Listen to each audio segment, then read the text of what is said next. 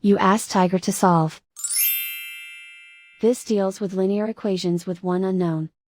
The final result is y=5. Let's solve it step by step. Group all y terms on the left side of the equation. Subtract y from both sides.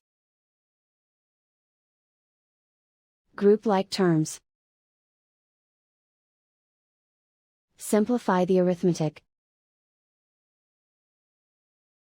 Group like terms.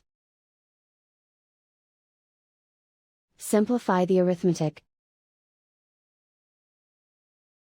Group all constants on the right side of the equation. Add 11 to both sides. Simplify the arithmetic.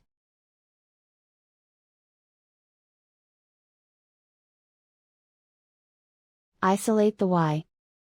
Divide both sides by 5.